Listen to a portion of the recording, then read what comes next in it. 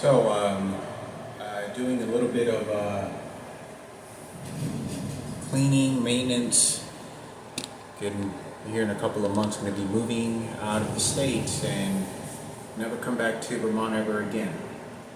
And I was going through my apartment paperwork, which is a tremendous amount of paperwork that they give, all kinds. And I noticed of all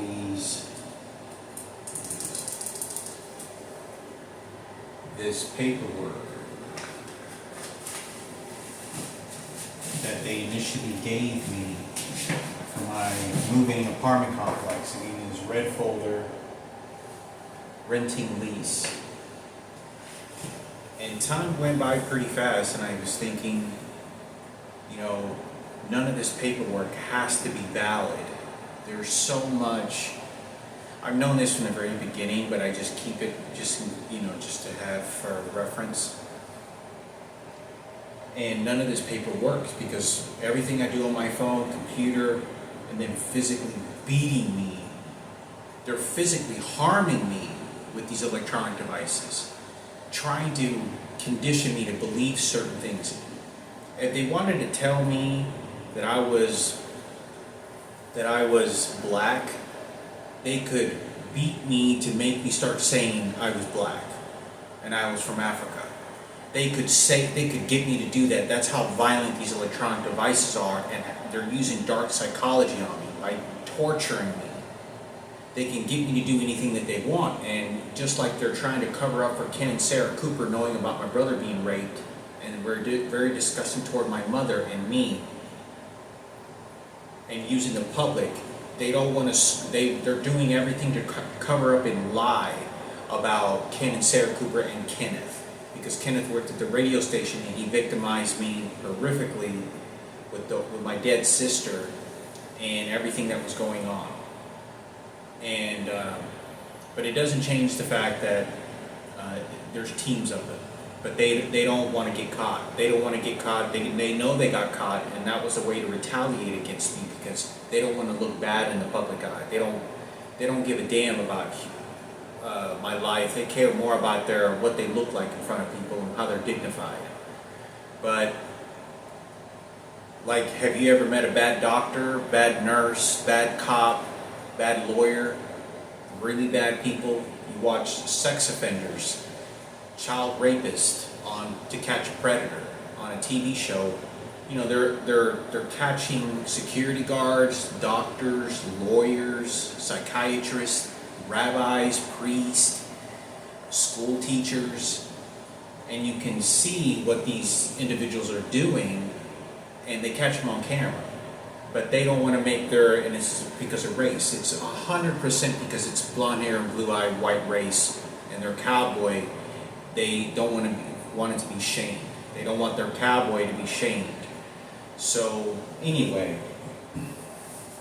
they have these paperwork they give me, and I was probably going to throw away most of it because they give me this paperwork like it counts. Like, okay, how much of any of this really fucking count? How much does any of this gives a shit about the apartments? Because they have so much control. The corrupted police officers are harassing me. So I figured I'd just go through it and throw away most of it, because none of it really matters. Like, they break into my apartment, they're poisoning my food, they're replacing food items inside my fridge. I've never heard of people being able legally to be able to poison somebody, get them sick intentionally for psychology, or beating somebody at a cemetery that's a cancer patient. I was a cancer patient when I was 23, and when I'm 30, within less than 7 years, I'm at a cemetery homeless with nothing, being kicked and punched in the face. And I'm talking about just kicked, punted. I'm talking about they're punting me in my ribs where I have fractured ribs. I'm being kicked in my face, in my nose, my throat, being punched in the back of the head repeatedly. I've never heard of anything where that is being legally bound, that a police officer say, yeah, we can go ahead and commit an attempted murder on you because the president or someone else said we can. But like I said, they were shooting electronic devices at me while it was happening, and I remember that. So that I would continue getting beaten by these individuals. But I'm gonna just throw out most of this paperwork, so none of it's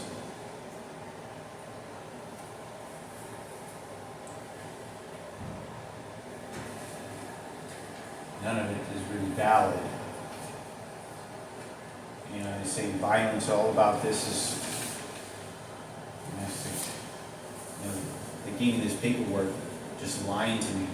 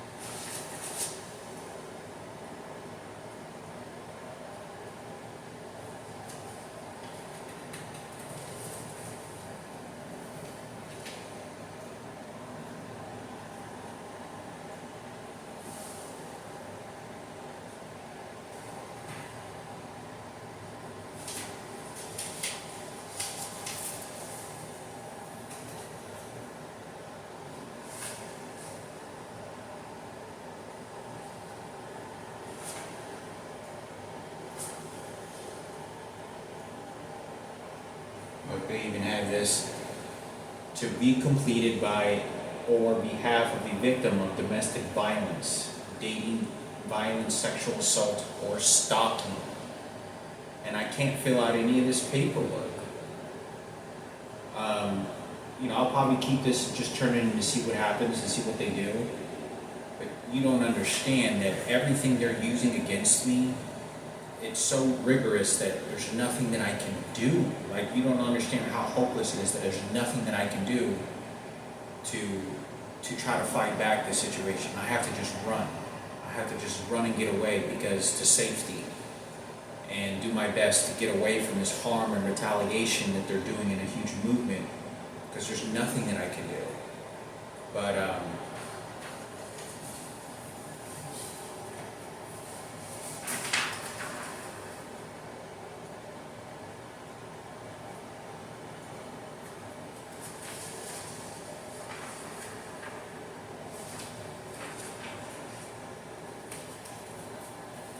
this is the handbook tenets.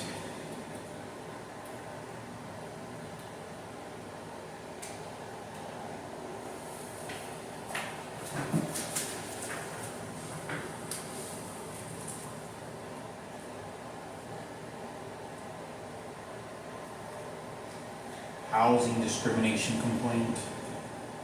I mean, none of this. They're breaking into my apartment, putting poison in my food, like changing the food items out of my fridge and trying to fool me. Like, I'll make beans, a soup bean, and they'll come in and they'll switch out the food. Someone will go cook it, and I don't know what they put in their feces, poison, you know, their genitals, their penis and testicles, you know, just to get off on a sexual arousal, and then come in, break into my apartment and put it in my fucking fridge. Just because there's sick people like that. You ever hear about these people that get on the internet and they'll purchase female underwear or celebrity feces or whatever it may be, and they have a sexual obsession or arousal, or they're just a lot of crazy shit?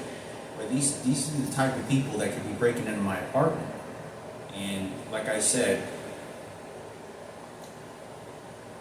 this is, they're just trying to ruin, you don't understand, they're just torturing my life until I die, until I develop cancer. That's the number one goal.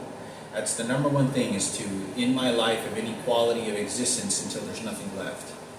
And I'm bald, dying in a hospital, and then they can just throw their Bible shit on me and get rid of my life as a worthless soul, a worthless human being, only because they wanted to kill and get rid of me for their homosexual and transgender movement, for the President of the United States, and for the gay community and their leader, Michael Jackson.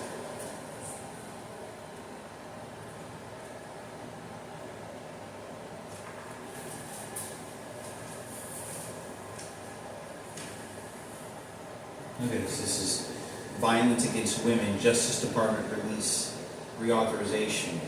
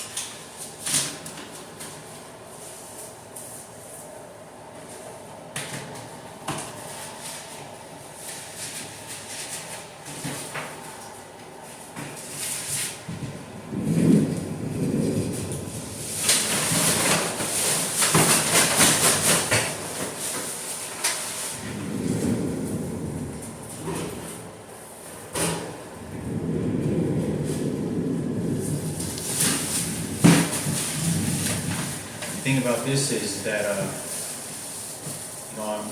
I'm opening up my cabinet when I cook water. When I go buy gallons of water, I always wear my school backpack and walk an hour to go pick up 3 to 4 gallons of water, carrying them for an hour to get back to my apartment. 1 hour there, 1 hour back, and I always put them in the bottom cabinets, in the rotator bottom cabinet. And I know how much gallons I bought, and I know that I don't have anything left.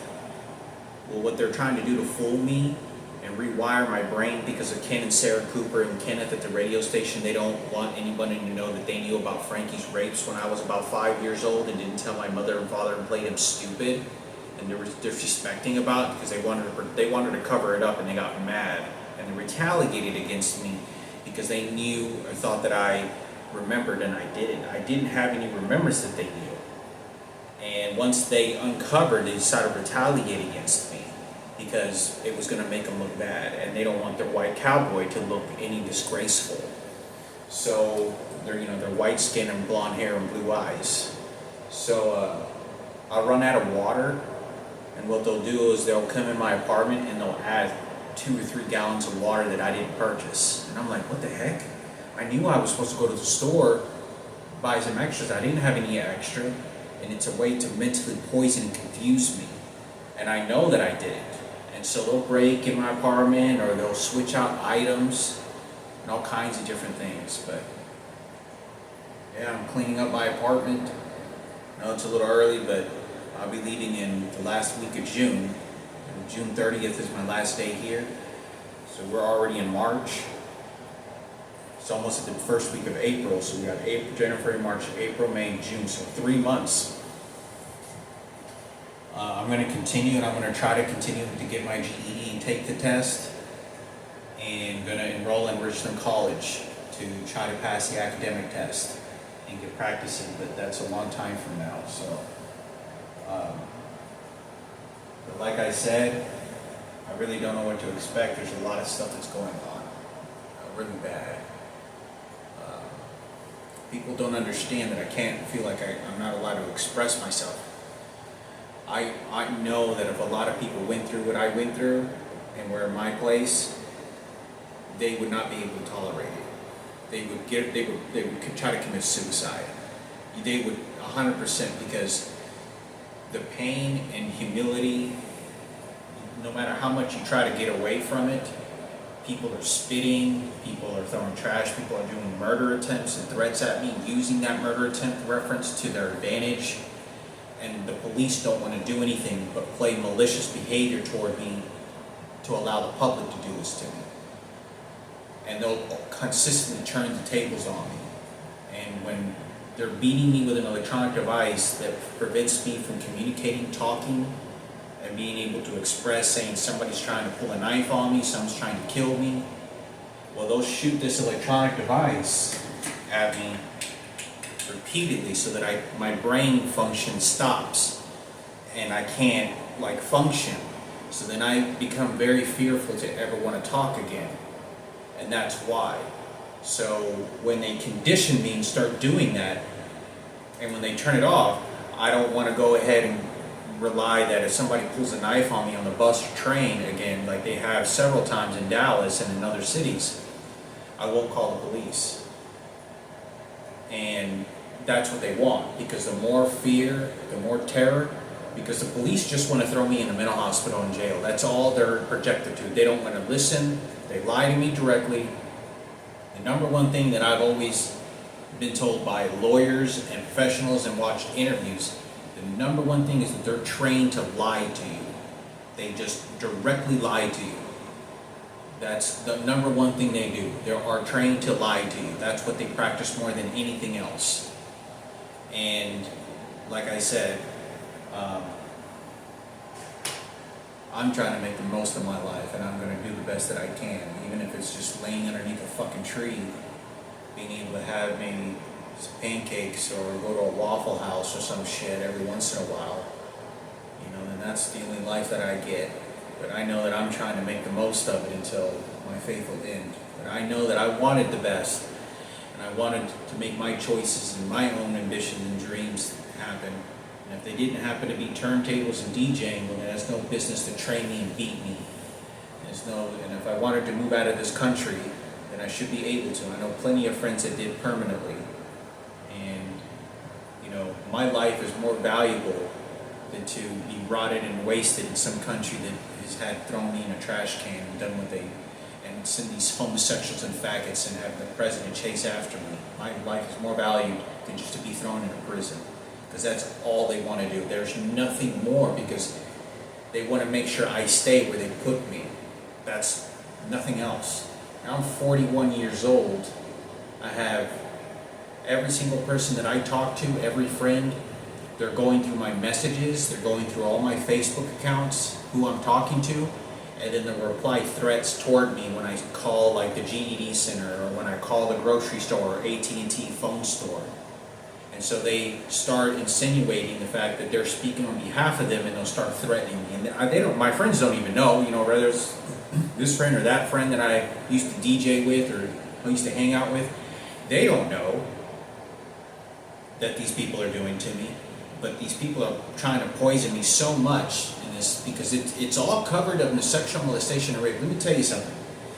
This guy that raped my brother Frankie, and I just remember collapsing on the ground. I don't remember, I think he did punch me, but I remember watching 100% Frankie being punched.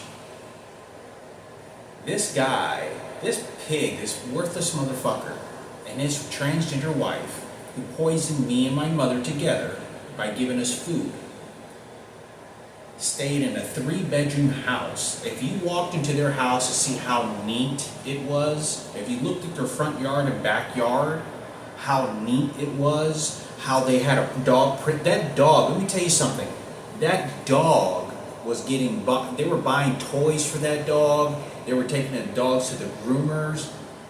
Let me tell you, they took care of their dog like it was just magic.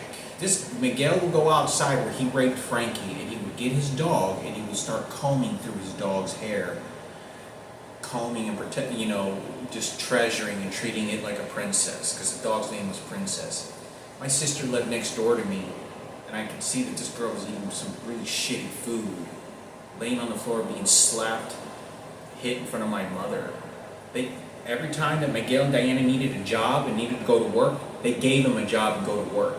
They gave Diana to go be a substitute teacher to go work with kids again. This is what the gay community did to protect them and help them. Let me tell you something that I don't know if I went into more details about this. When Mickey had nothing to do with it, got a car when he was 17, 16 years old.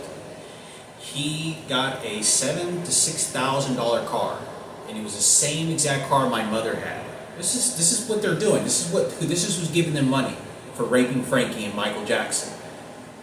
They bought him a $7,000 to $6,000 car. Mickey had told me when I was with him, and I was talking to him when he got his car. He first got his car like the first few weeks or month, and he said, he goes, I just gave my parents like $1,000 or $2,000, and he said that his parents would pay the rest.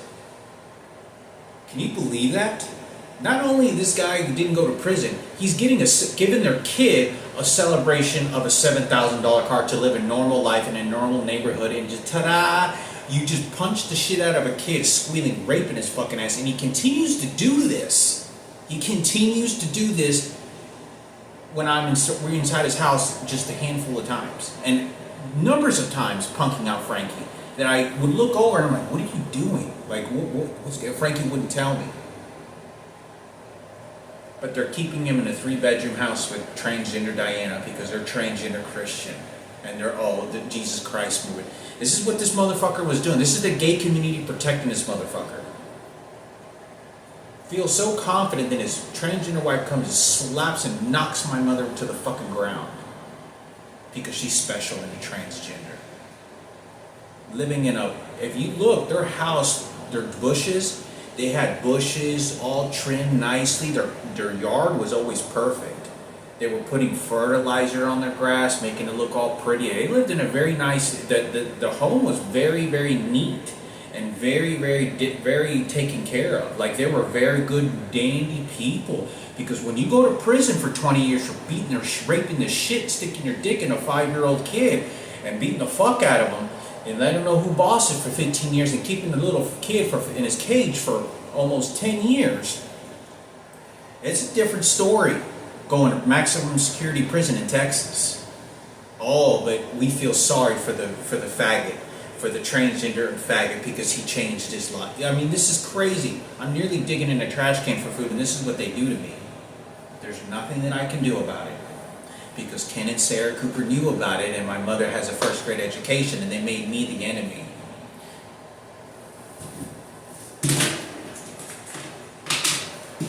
But like I said, I'm moving out of this apartment, and that's it. Never have an apartment again. Hopefully, if I ever have an apartment, or if I ever have any home again of my own, that's supposedly my own, it won't be until the electronics devices stop. If I ever have another electronic device, if I ever have an apartment for any kind of reason, it could be possibly because I'll be dying. Because, I go to the hospital and they tell me I have terminal cancer and it's inoperable. And they tell me I have 6 months to live, they have 4 months to live. What's going to happen to my life, where they're going to bury me, what the hospice services are like, what city and state I'm going to go to.